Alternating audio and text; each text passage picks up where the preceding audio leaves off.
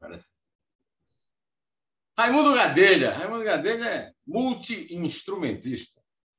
É poeta, compositor, letrista, desenhista, pintor e editor. A gente vai falar disso tudo aqui, nesse Dois Dedos de Prosa de fim de ano, aí, para comemorar o bom Natal dos editores no Brasil, com a Bienal do Rio e com as vendas melhorando. E o Gadelha está todo feliz ali. Gadelha, primeiro vamos começar pela... Você é tão polêmico que começa a polêmica no lugar das... Afinal de contas, onde você nasceu, Raimundo Gadelha? Rapaz, meu grande amigo Neumann, primeiro é um prazer estar batendo esse papo aqui com você, nesses Dois Dedos de Prosa. Agora, realmente, algumas coisas estranhas sempre acontecem comigo. Eu até brinco dizendo que tenho dupla cidadania nordestina. Se ser nordestino uma vez já é bom, então duas melhor ainda, né? Eu nasci, de fato, em Serra Talhada, terra do Lampião, e também na do Inocêncio, né, o político lá. E minha mãe teve complicações no parto.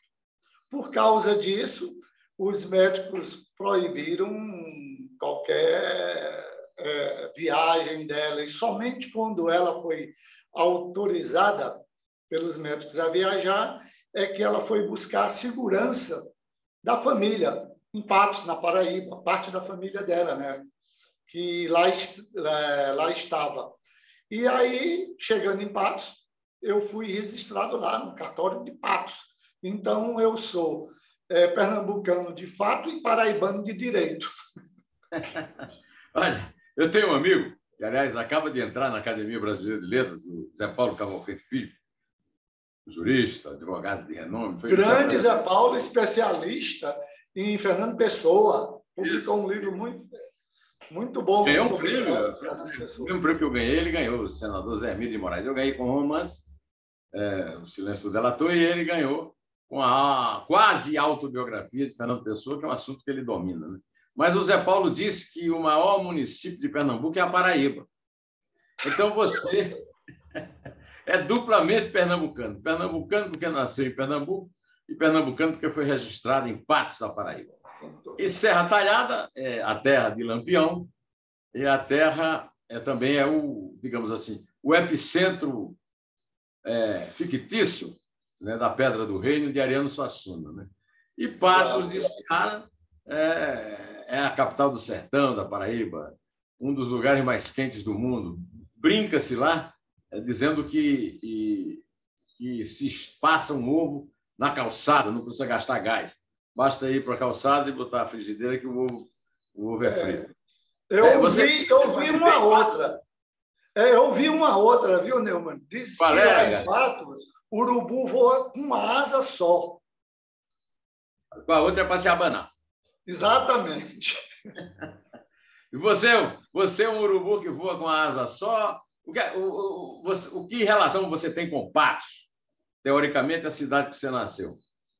Rapaz, isso foi graças ao meu pai, né, que era funcionário público federal, trabalhou durante boa parte de sua vida, foi praticamente o único emprego que ele teve. O primeiro foi na Singer, máquina de costura, e depois foi o Denox. Ele entrou concursado e, por causa das secas no Nordeste, ele trabalhando no Denox, onde tinha que construir um açude, uma barragem, ou tinha uma frente de trabalho, tá?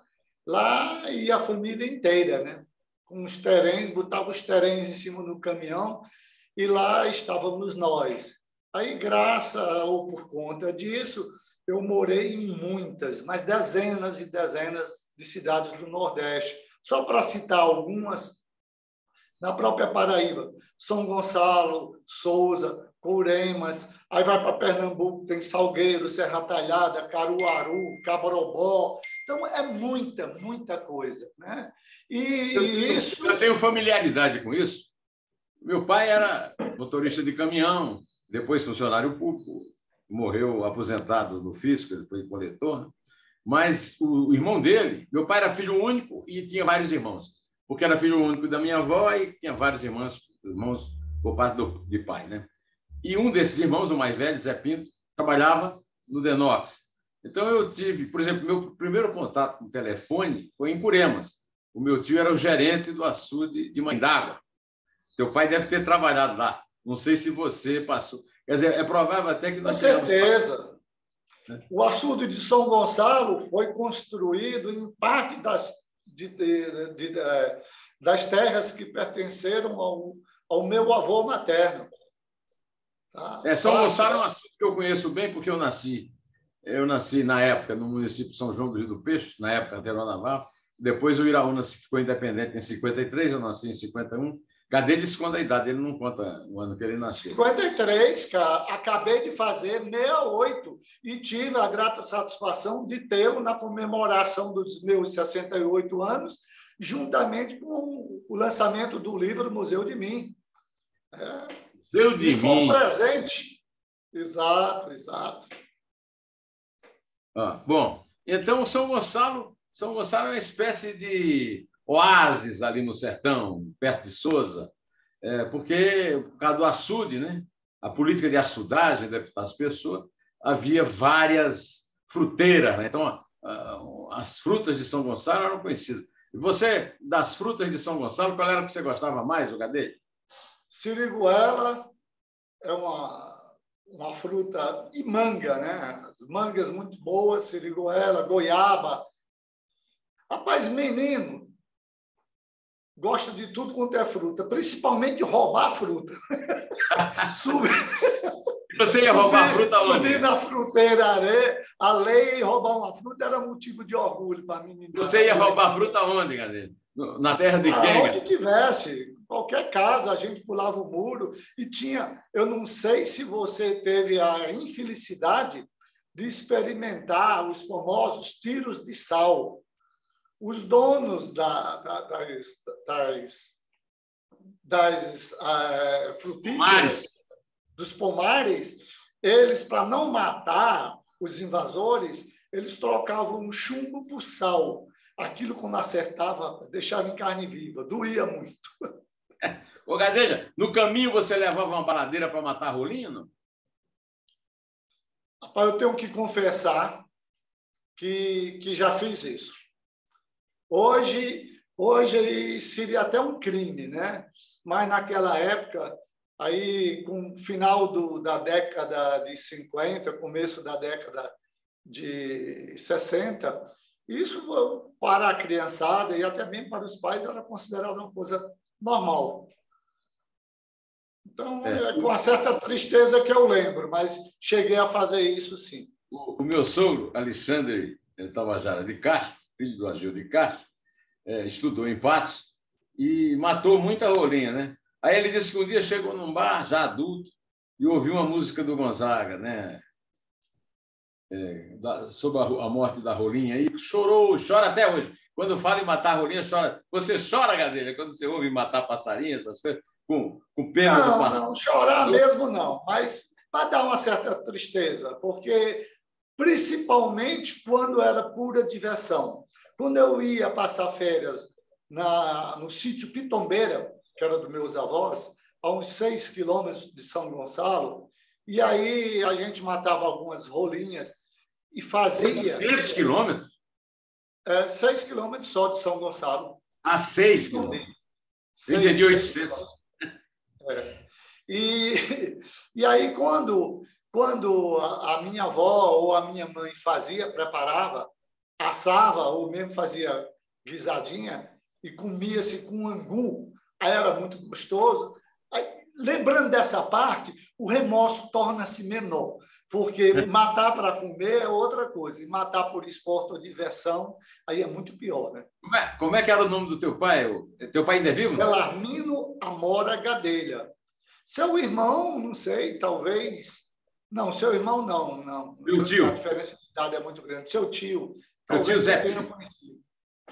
Tio Zé Ele era amigo, inclusive, do Sivuca. Tá? Que legal. E a tua mãe? Como é que chamava a tua mãe? Tua mãe ainda é viva? A minha mãe, ela tinha muitas habilidades desde pequena. fazia muitas coisas, era uma pessoa muito assim irrequieta. Justamente por isso ela ganhou um apelido que terminou sendo incorporado ao nome mesmo, e foi isso. Ela conseguiu mudar, os pais conseguiram mudar o nome dela no cartório, que antes era Raimunda Rocha Gadelha, mas o apelido era Vivinha, que ela era muito viva, muito esperta.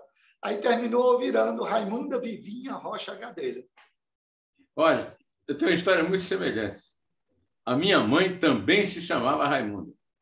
E eu acabo de perder a minha mãe. Minha mãe morreu com 91, quase 92, completa 92, 20 de dezembro.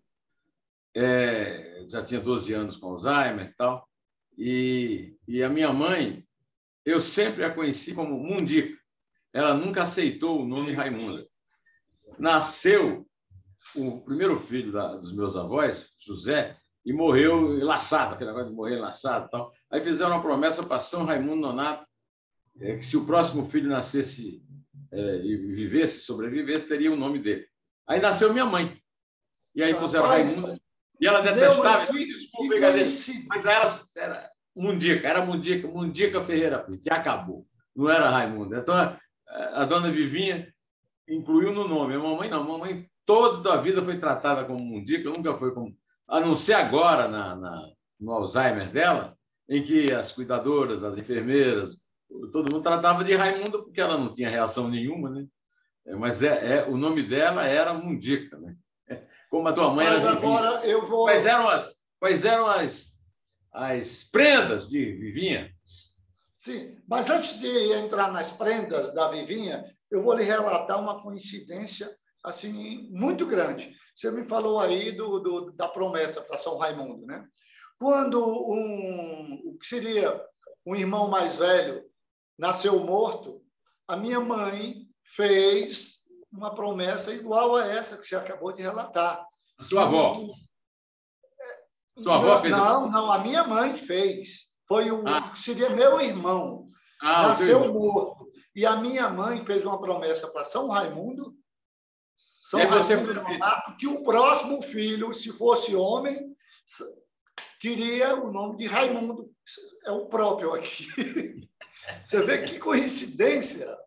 A promessa para o mesmo santo e o nome Raimundo. Mas você tem problema nenhum com esse nome Raimundo, né? De maneira alguma. De maneira alguma. Até me orgulho dele. Tranquilo. Mundo! Agora, a Vivinha... Se eu me chamasse Raimundo, seria uma rima, não seria uma... grande Drummond.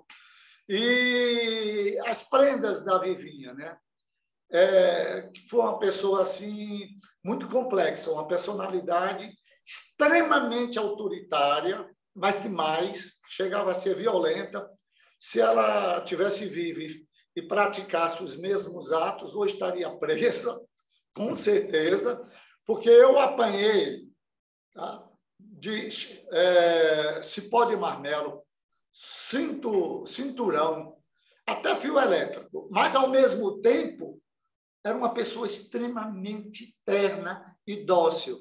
Sempre contava uma historinha antes de eu dormir, levava um leitinho morno, um biscoitinho.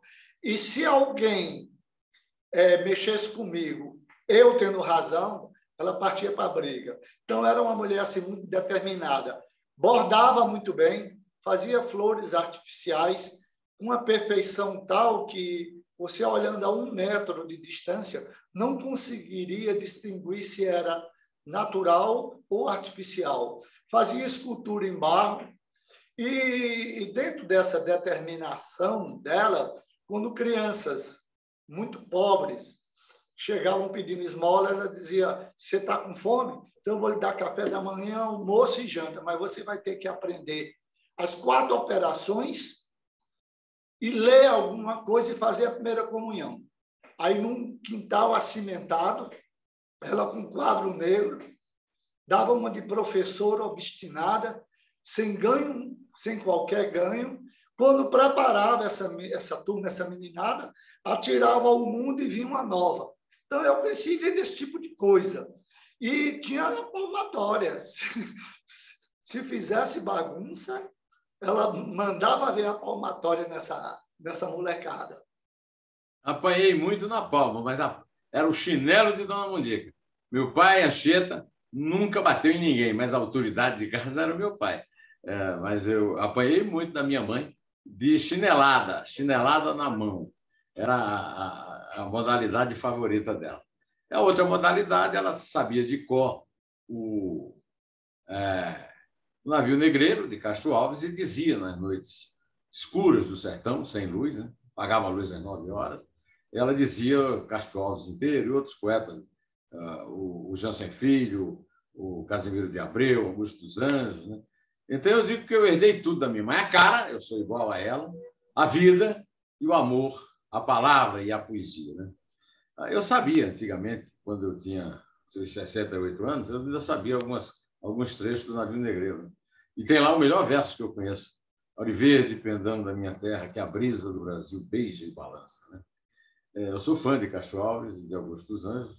Fui para a cadeira Augusto dos Anjos na Academia Paraibana de Letras. História bonita, meu amigo. História bonita. Por isso é que a gente entende todo assim, quem lhe conhece, quem tem o privilégio de ter uma proximidade maior com você, entende todo esse seu amor por sua mãe, pela Dona Mundica, e as lembranças extremamente ternas que você guarda dela. Muito, muito legal. O Gadelha, desde que eu te conheço, eu tenho uma curiosidade. O que é que você foi fazer em Tóquio, cara? Saiu de batos, eu sempre fui uma pessoa assim, muito dividida mesmo, sabe? Quis fazer muitas coisas ao mesmo tempo, e isso trazia, reconheço, uma certa ansiedade e até sofrimento, porque é muito ruim quando estamos divididos. Então, eu tinha um talento muito grande para a publicidade, fui o redator da TV Verdes Mares, em Fortaleza, mais jovem, redator publicitário, com apenas 17 anos.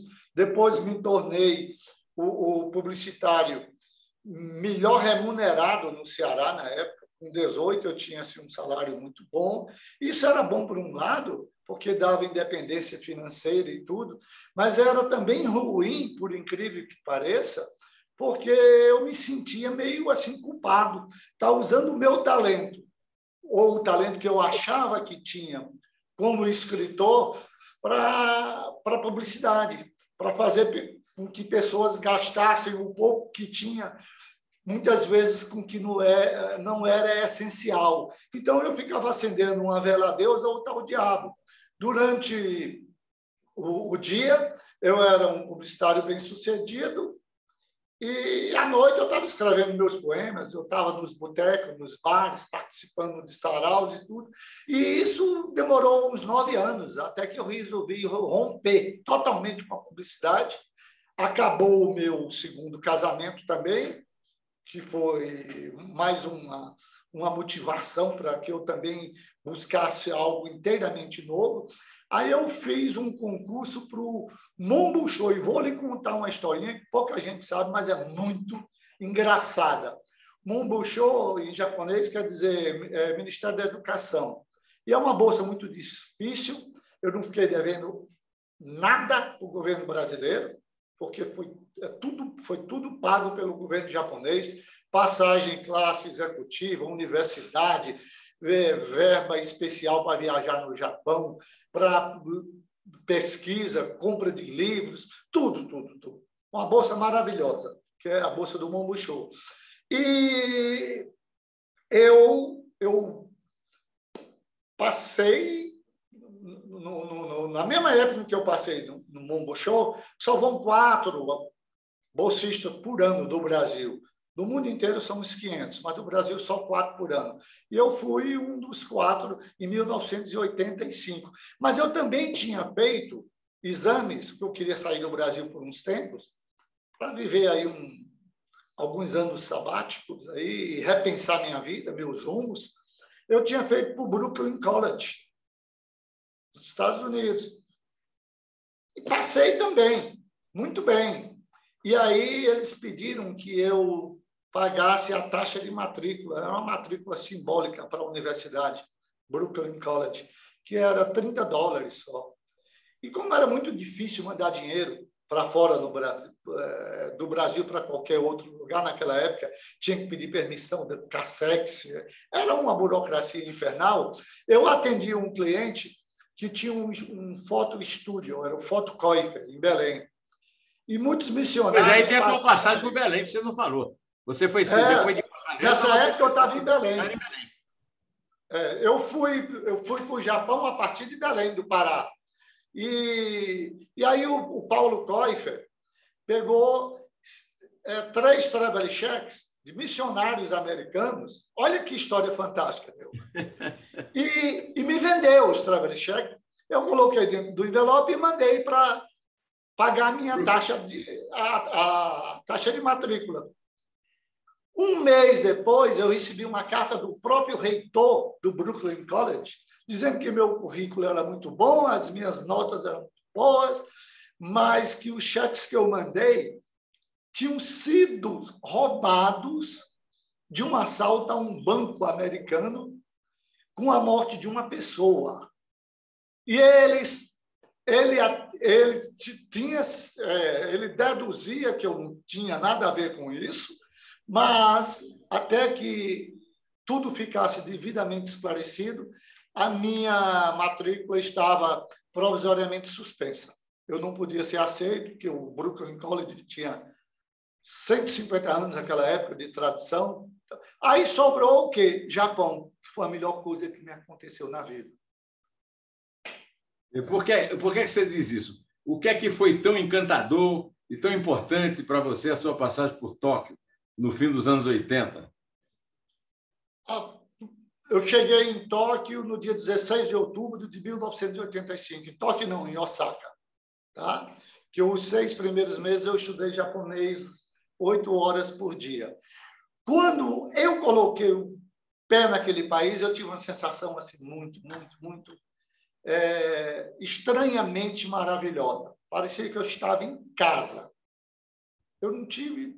Quando eu liguei para minha mãe, uns 2 dias depois, ela perguntou: meu filho, você não está assustado, não, com esse choque cultural, essa diversidade toda? Eu digo: mãe, eu estou me sentindo em casa.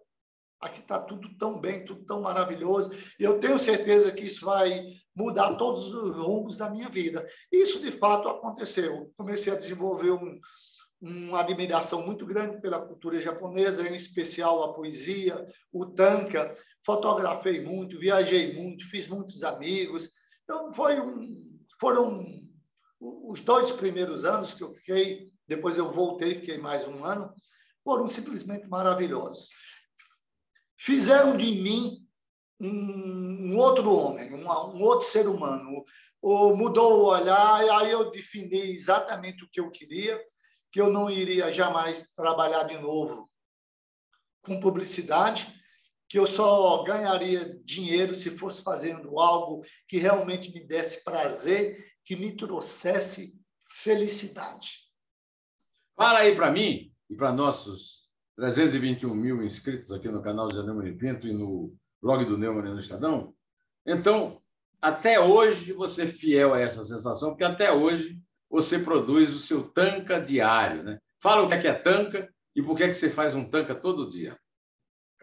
O tanka é a forma mais tradicional da poesia japonesa. É do tanka, foi do tanka que nasceu o haikai, com uma diferença de 14 sílabas, porque o tanka tem 31 sílabas, distribuídas em 5 versos, né? Sendo o primeiro de 5, o segundo de 7, o terceiro de 5 novamente, e depois o quarto e o quinto, respectivamente, 7 e 7. Você tem um tanka fácil aí? Você tem um tanka fácil? Rapaz, eu tinha até separado, eu confesso que não é coincidência, eu tinha separado o tanka que você mais gostou de todos os 3.000 e poucos que eu escrevi. Você me mandou um e-mail muito carinhoso, dizendo que era muito bonito, e repassou para seus amigos também. Sim. Eu vou ver se a câmera pega a ilustração aqui do Sérgio Gomes, que é um brilhante artista Lindo, lindo. plástico. Tá? E vou Agora ler digo, aqui o tanque que você mais gosta de todos os que eu escrevi. Desenha no céu, triste trajetória. Olhos úmidos, o menino contempla a morte da estrela. Lembra? lindo, lindo. Não é lindo demais? Você que está me escutando aqui. Esse é um tanca do Gadelha. O Gadelha, até, você fala japonês? Eu falava bem, até porque o meu curso em produção de rádio e TV foi em língua japonesa, na Universidade de Sofia, que é a Joichi Daigaku. Tá? Agora, hoje, passado tanto tempo, nós estamos falando aí de 88, 12, 33 anos. Então, o que eu faço é arranhar. Eu falo, eu me comunico, tá? Em japonês. Mas antes eu lia e Passa fome em escrevia. Tóquio. Nem cedo. Não, não, não. Se eu chegar Sabe chegar no no vai de fiado. Japão, eu me comunico tranquilamente, vou em qualquer lugar, peço minha comida, chego onde eu quiser, isso aí não é problema. Mas eu Toma seu sempre saquê. tomo meu saquê, minha cerveja. Agora, desde a adolescência, quando eu falava inglês bem, e perguntavam quantos idiomas eu falava, eu digo, olha, eu só falo português e inglês. Ah, mas por quê? O francês? Eu digo, não, você só consegue falar bem um idioma se você filosofar nesse idioma. O resto é mera comunicação, é por gasto. Então, hoje, o meu japonês é só por gasto. Eu não Mas antes consigo você me esqueceu expressar com aqui, profundidade. eu pulei aqui a sua passagem por Nova York. Você não foi para o Brooklyn College, mas antes, aos 15 anos, você foi para Nova York. Aí foi outra bolsa de estudo, e aí tem uma coisa que eu guardo com muito carinho. Eu até me emociono quando eu lembro. Eu passei também em primeiro lugar no You for Understanding. Eu tinha 14 para 15 anos. E tinha que pagar uma taxa também para poder eu morar lá em Nova York um ano, ficar com a família americana, tá? De $620. Aí eu fui no Denox, ficava na Rua Senador Pompeu, em Fortaleza, todo orgulhoso com meu pai, dizendo que eu tinha passado para dar a notícia. Ele, muito truculento, assim, grosso até, não vai coisa nenhuma. Filho meu não precisa sair do Brasil, do país, não. Eu nunca saí. Por que você vai querer sair? Aí eu cheguei em casa, triste, sabe, chorando mesmo. Falei para minha mãe, aí a minha mãe disse, meu filho, não se preocupe, você vai, seja como for. Ela começou a vender flores. Linda história. A flor vendendo flores para o de fruto. porta em porta. Vendendo flores para o fruto viajar. E eu viajei, eu fui, e foi muito bom. E aí foi que... Se hoje o Aladim chegasse para você e dissesse, Gadelha, o resto da sua vida você vai ter que viver numa cidade. Ou é Nova York ou é Tóquio? Para onde você ia? Para onde você ia viver agora? Disparado Tóquio. Mas muito, muito. E eu usei Tóquio assim quase como centro do mundo. Porque eu ficava viajando, quando eu virei assim, decidi ser fotógrafo e poeta globetrotter, eu usava Tóquio como a minha base e saía viajando, principalmente pela Ásia inteira, leste europeu, fotografando, escrevendo. E eu não sei se você já passou por uma experiência parecida, mas não tem coisa mais gratificante, a sensação de liberdade que você tem quando você chega no aeroporto e você não sabe para onde vai ainda. Eu comprava passagem de volta ao mundo. Aí eu fechava os olhos e os destinos mudando ali. E você aí eu abriu para um lugar. Quando eu abri o olho, era para lá que eu ia. Aí terminei Bangkok. no Polônia, a hoje República Tcheca, a antiga Tchecoslováquia, fui para o Nepal, sabe? Bangladesh, o segundo país mais pobre do mundo. Qual é a Índia, influência dessa Tailândia, viagem Hong Kong. na tua obra? Você escreveu já peça de teatro, não é isso? Foi, escrevi. Atuou ou não? Atuei. Eu escrevi uma peça que, inclusive, me gerou um problema muito doloroso, muito grande, tá? Que eu fundei um grupo de teatro quando eu voltei dos Estados Unidos, com 16 para 17 anos, que era o Grupo Rua, em Fortaleza, Grupo Rua, e ganhei um festival de teatro amador em 1973, com uma peça que eu escrevi em plenos anos de chumbo. E para passar na censura, eu coloquei um título bem pueril, de propósito, para ver se enganava lá os censores, que era Nosso Inimigo, a Guerra. Mas tinha uma parte lá no final da peça, quando começava a ter rajadas e metralhadora, tiros, tá?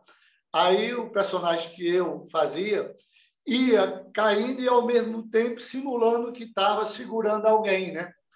Aí ele dizia, morreu lutando bravamente em defesa de uma causa, morreu lutando bravamente em defesa de uma pátria. Pátria? Mas que pátria é essa que manda seus filhos à morte? Como pode existir tanta infâmia, tanta calúnia? Aí corria para os alambrados, que era teatro, como se fosse teatro de arena, alambrado balançava bem e gritava para o público, né? Vamos todos, peguem as armas e acabem com esta guerra. Aí começava a cantar aquela música russa, balalaica, né? Depois, alguns soldados me seguiram, me pegaram, deram umas porradas. Aí, quando descobriram que eu era menor, me mandaram para a Secretaria de Segurança Pública, onde tinha um coronel truculento, que era o coronel Henrique Domingues, cara perverso. Aí terminei para o juizado menor, mas é uma história muito complicada. Sei que teve gente sendo presa. Eu fiquei lá irregularmente 3 dias, sendo menor. Aí, quando saí de lá, voltei na segunda-feira para prestar queixa contra os próprios policiais que me prenderam. Aí queriam me prender de novo. Aí foi aí que me encaminharam para o juizado de menor. Porque eu reclamei que eu não tive direito a 2 coisas que a Constituição me assegura, né? Comunicar aos meus pais, que eu estava preso, e fazer 2 ligações, né? Acho que é a 5ª cláusula da Constituição, se eu não me engano, que trata dos direitos universais do homem. Quando eu disse que eu queria telefonar, me deram 2 telefones. Pá! Nas orelhas. Triste, hoje a gente ri, mas... É bom rir depois, mas durante... principalmente quem sobreviveu, né? Pois é. Ô, Gadelha, mas você estreou como autor publicado em Belém. Como é que você foi parar em Belém? E você já de volta de Toca, é isso? Quando eu cheguei... Não. Eu fui para Toca a partir de Belém. Em Belém eu cheguei em 1974. Eu fui fazer uma campanha publicitária para uma grande loja lá, que estava com um estoque muito grande, estava ruim das pernas. Nós fizemos uma campanha maravilhosa, que deu muito, fez muito sucesso. Tá? Era Lojas Cap, dá dinheiro vivo. Você chegava na loja, comprava em valores atuais, você comprava R$2.000, você levava as roupas e ainda levava R$200 em dinheiro. Isso era uma matemática aí que nós inventamos. Isso era possível. Porque tinha a antiga Fininvest que financiava tudo em 36 meses. E a gente, o lojista, pagava R$8 para a Fininvest. Mas a Fininvest só vendia de 6 meses em diante, porque queria ficar comendo o juro do pobre coitado que comprava. Então, a loja bancava, em parceria com algum banco, bancava o crédito até 6 meses, e em vez de dar os 8% para a financeira, a Fininvest, arredondava para 10% e dava para o próprio cliente. Mas aí você estreou como contista, não é isso? Seu primeiro livro foi lá, Belém. Exatamente. Em Belém, terminei montando uma agência de publicidade, conquistei várias contas importantes, mas aí o drama só foi aprofundado. Tá?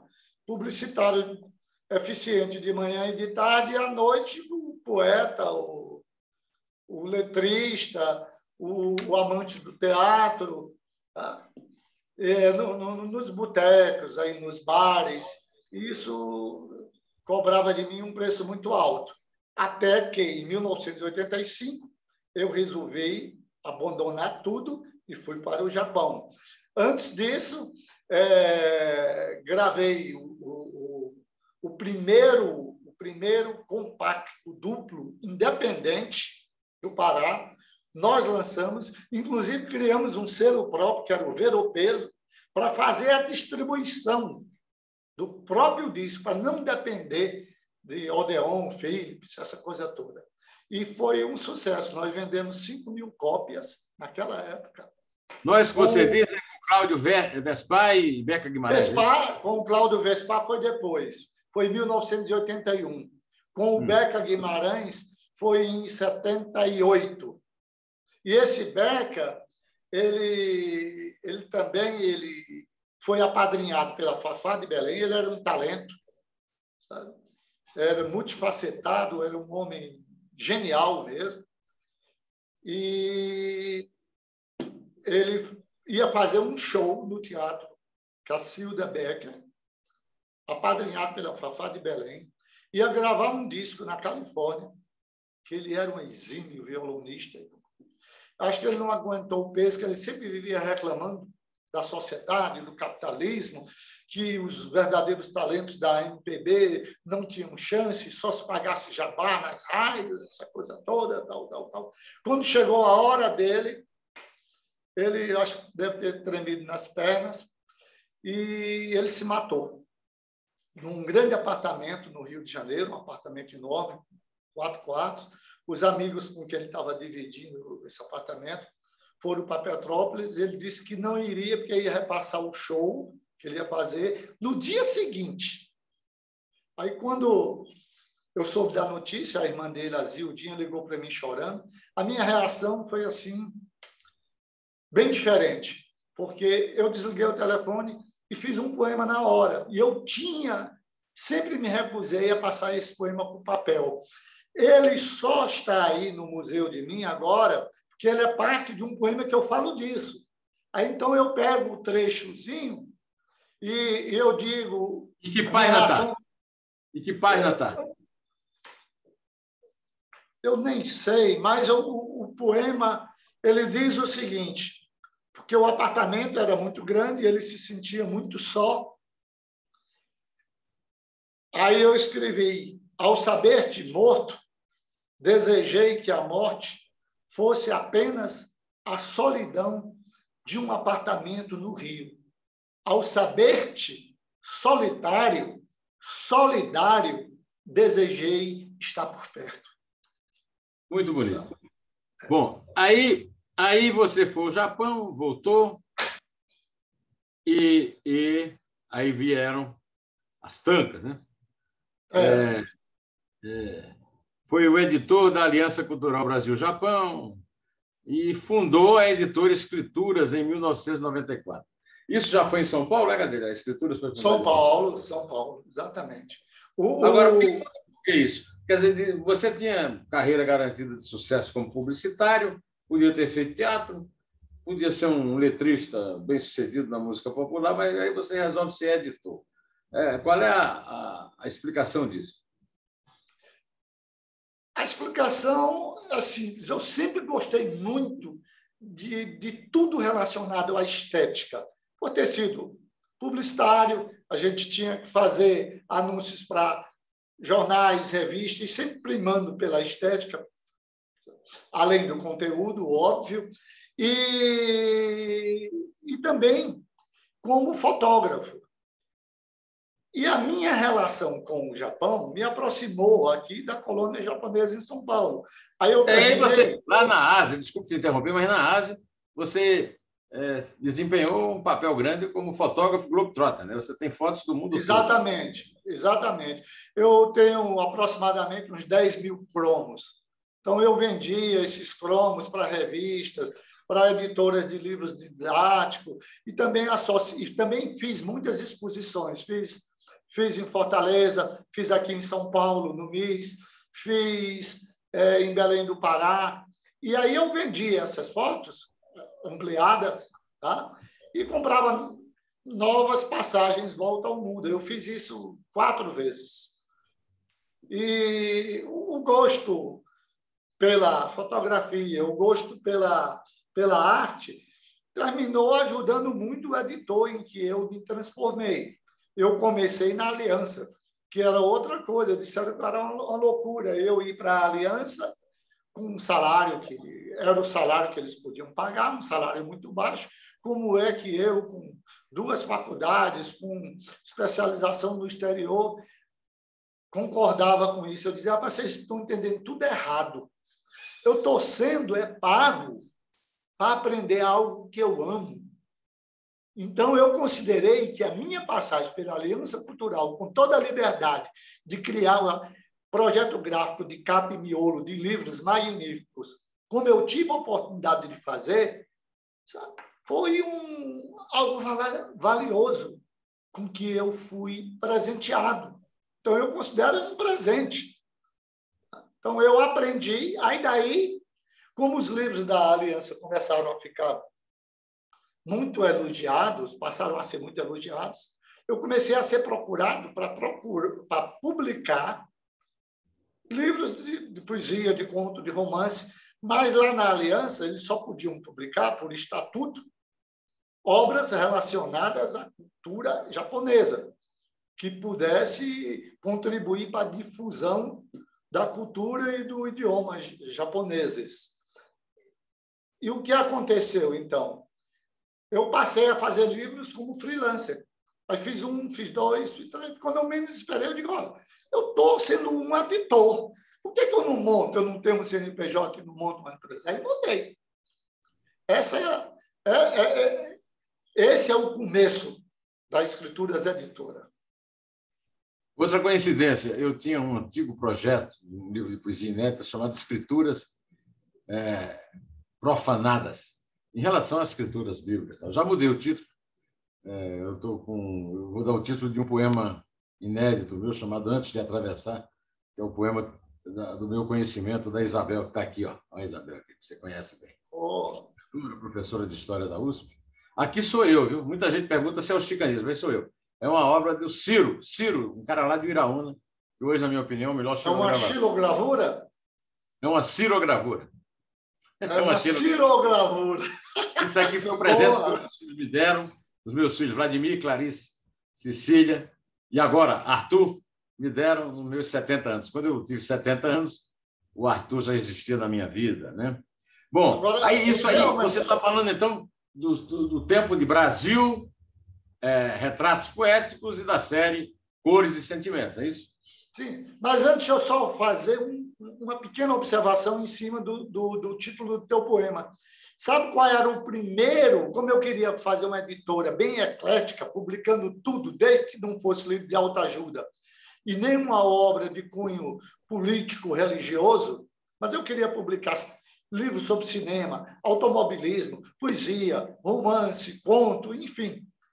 Aí a ideia, o primeiro nome que surgiu para Escrituras, que depois eu mesmo fui demovido a deixar de lado, era Escrituras Sagradas e Profanas.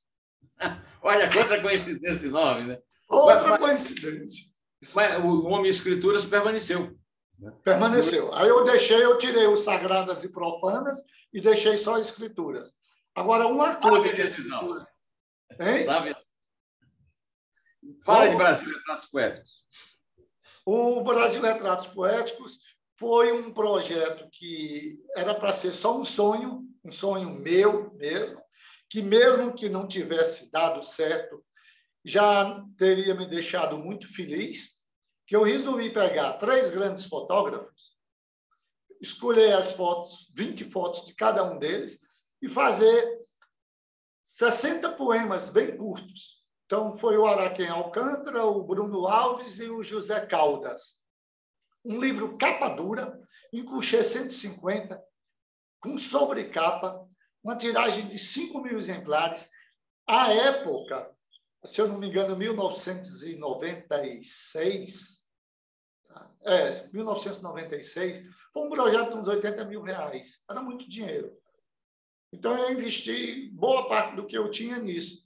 Mas, para minha grata surpresa, Neumann, o livro foi um sucesso. Porque virou um objeto, além de ser um objeto de arte, era um livro presenteável. Então, muito, e como era bilíngue, inglês e português, o que vendia no aeroporto. Uma dica para o Natal aí, uma dica para o Natal aí. Não, mas não existe mais, está esgotado. Não existe mais? Está esgotado. Mas chegou a 5 edições. Vendia muito. Aí, daí, com base nisso, eu criei as agendas também Brasil Retratos Poéticos, que foi o grande sucesso da editora. Né? Por causa da agenda Brasil Retratos Poéticos, eu me dei a felicidade de bancar 4 jovens poetas todo ano, tá? Mesmo sabendo que poesia não vende nesse país. Então, passava a peneira, poetas com 18 anos, com 19, o que a gente recebia de original aqui, lia com cuidado, fazia uma seleção e bancava, o que hoje é inteiramente impossível. Né? Aliás, poucas editoras nesse país publicaram ou publicam poeta. Né? Até os mais consagrados, quando são editados, têm tiragens aí pífias, 1.000 exemplares, 1.500 no máximo, mesmo falando do Manuel Bandeira, de um Drummond, por aí, é uma coisa triste, lamentável, mas é a verdade. Mas aqui, ô Gadelha, você já pensou em propor ao Guinness Book of Records, né, o livro de recordes do Guinness, o seu feito de cerca de 1.200 títulos publicados em diversos gêneros, com destaque para a poesia? Não? Se fosse só poesia, poderia ter alguma chance, porque 1.200 títulos para editoras como a Record, por exemplo, é pouca coisa. Uma editora como Companhia das Letras é pouca coisa. Agora, eu posso afirmar com orgulho, satisfação mesmo, mas é um orgulho bom, nada de arrogância ou prepotência. É assim a sensação de uma missão cumprida, que editora nenhuma nesse país publicou tanta poesia quanto as escritoras. Por desses 1.200, quase 1.200, mas somando Girafa e Girafinha, que, por sinal, você foi um dos fundadores da Girafa, e que eu terminei comprando... O Zeronese e eu. O Zeronese e eu. Escuta, o Gadelha, Denise Emer, me fala aí de Denise Emer. Eu publiquei grande poeta, sabe? E contista também. Eu publiquei um livro de poesia dela e publiquei também um livro de contos que é maravilhoso, né? O Cavalo Cantor. E daí surgiu assim a amizade e ela viu um poema meu chamado Notas Brancas, tá? Que inclusive está no YouTube. Tá? Quem quiser ouvir, só é clicar lá no YouTube. Notas Brancas, Denise Emer e Raimundo Gadelha. Está uma música belíssima, belíssima. Da letra eu não falo porque eu sou suspeito, mas da música eu posso falar, porque ela é uma virtuosa mesmo, como ela toca cello, toca violão, toca piano, ela é muito talentosa. E a música que ela aprendeu em casa. Hein? Ela aprendeu em casa. Fala quem são os pais dela. Tem aí um background maravilhoso, né? O pai, o Dias Gomes, e a mãe, a Janete Claire. Então, nasceu inspirando arte. Sem querer ofender a Denise, que além de uma pessoa excepcional e uma grande poeta, né, e música, uma piada do Nelson Rodrigues, quando diziam que o Dias Gomes era o maior dramaturgo do Brasil, e ele dizia ele não é nem da casa dele, por causa da Janete Claire, e agora ainda tinha um reforço da Denise. Né? Palavras do vento, em bom lugar, com Hélio Brás. Aí depois vem com o Hélio Brás, que tem uma música aí que Nós já fizemos 3. 2 já estão, inclusive, com arranjos prontos e tudo. Agora, em especial, eu gosto do Palavras Plantadas ao Vento, que está na página 97 do livro. O interessante que eu, como faço letra de música há muito tempo, eu sei que a gente sempre precisa fazer ajustes, adequações, mas o que me espantou é que o Hélio pegou essa letra e ele musicou sem mudar uma vírgula. E está bonito.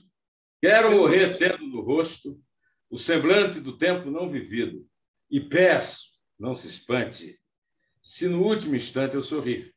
Feliz poderei seguir adiante, tendo nas mãos, em minhas mãos, o sorriso será esse mesmo do palhaço que eu sempre fui.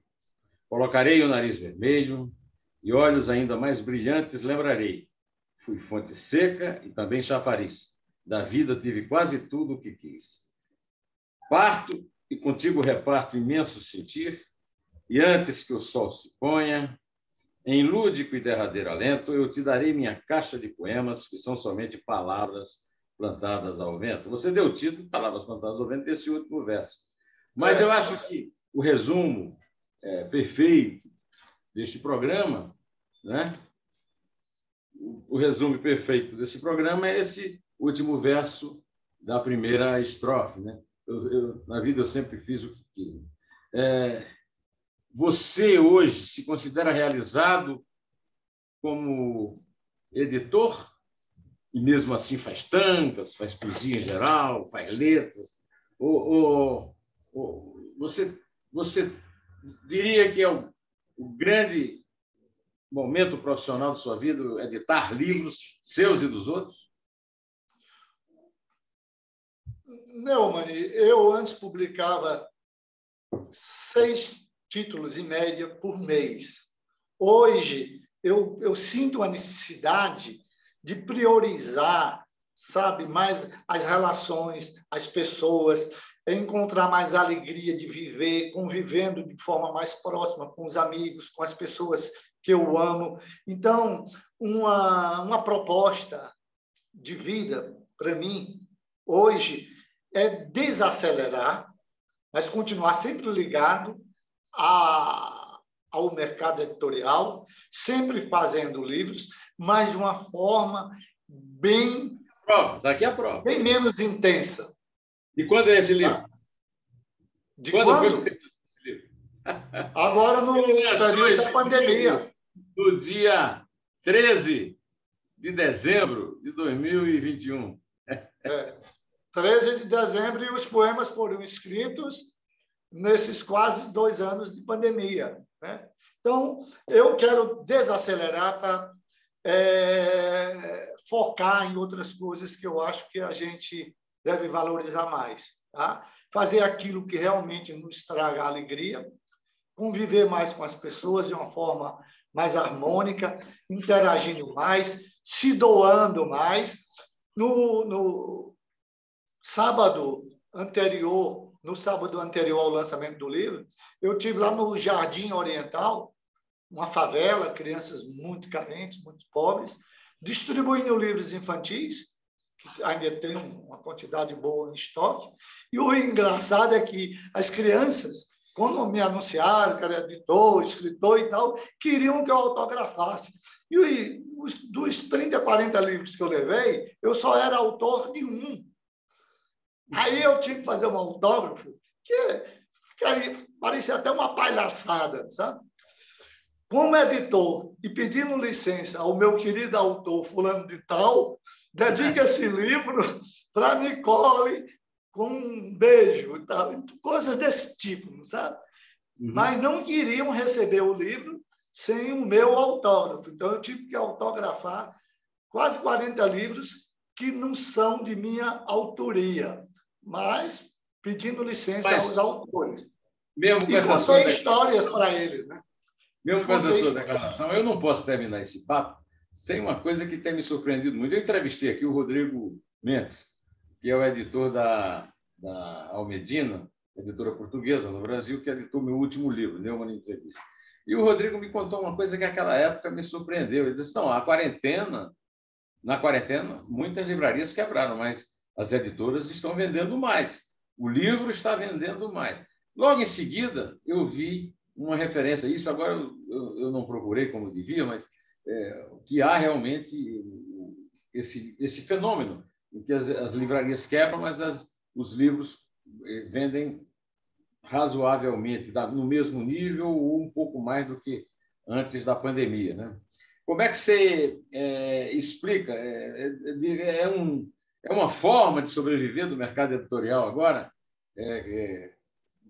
Vender livros para as pessoas ficarem em casa e ler, mas não necessariamente em livrarias, até porque tem o e-book, tem quer dizer, outras formas de vender o livro. Eu me lembro, por exemplo, do nosso amigo comum, Zé Rodrigues, vendeu os livros dele nas palestras. Ele levava uma livreira, né? Uma pessoa que levava os livros para vender e ele autografar nas palestras. Tal. Como é que você enxerga a oportunidade no mercado editorial, mesmo você estando num projeto de ressignificação, pós-pandêmico?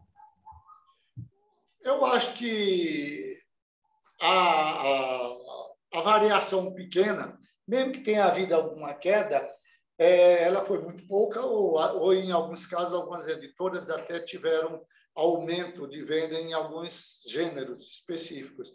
Agora, eu acho que isso é facilmente compreensível, porque durante o período da pandemia, todo mundo ficou recluso, todo mundo ficou em casa. Ficando em casa, tá, se tem mais tempo, tá? E você tem que aproveitar melhor, dar uma utilidade a esse tempo que você tem. Então, é uma boa oportunidade para se ler um bom livro. Então, as vendas aumentaram nas livrarias físicas, houve queda vertiginosa. Tá? Agora, as vendas online, pela internet, elas aumentaram. Houve realmente... E também o Kindle, né? Exatamente. Exatamente. O livro Você já leu o livro digital... do Kindle? Você já leu o livro do Kindle? Nunca. E não sei, eu acho que passou o meu tempo já. A minha netinha, a Vitória, ela lê algumas coisas já no Kindle, no computador. Tá? Quais são os autores favoritos? Eu me recuso. Eu me recuso. Eu gosto de sentir o cheiro do papel. Eu gosto. O livro ele não tem só letras.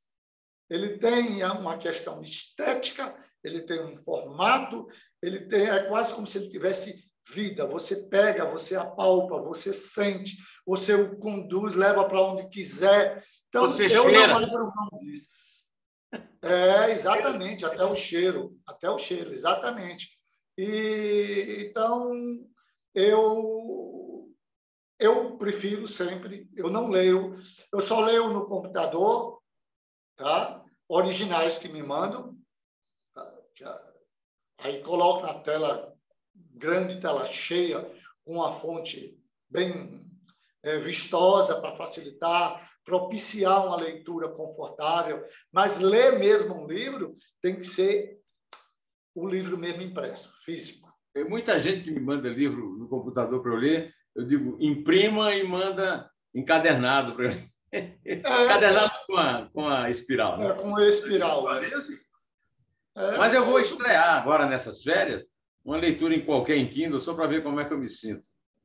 Porque um querido amigo meu ex-chefe, Antônio Carlos Pereira, passou a ser um devorador de jornais virtual, né? No computador. Né? Diz que a leitura do jornal é muito facilitada no computador. Eu fui obrigado a ler jornal no computador, porque eu comento para a rádio e não passei um tempão sem receber jornal impresso em casa, com medo do contágio do novo coronavírus, né? O que o capitão Bolsonaro bate continência. Né? Gadelha, foi um prazer ter você aqui. Você, meu amigo, lá nos restaurantes japoneses, lá da Liberdade, na sua companhia sempre precisamos voltar a nos encontrar, tá?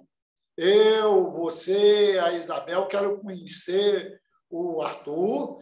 Vamos, assim que vocês se sentirem seguros, tranquilos, vamos marcar isso aí. Será um prazer enorme, porque você sabe que eu tenho um carinho muito grande, admiração e carinho grandes por você.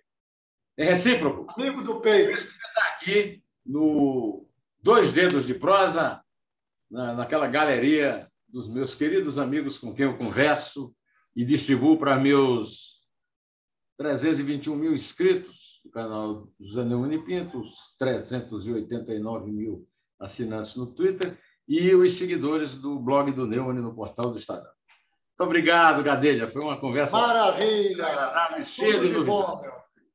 Tchau. Tudo de bom. Como diz o Arthur, tchau. Tchau.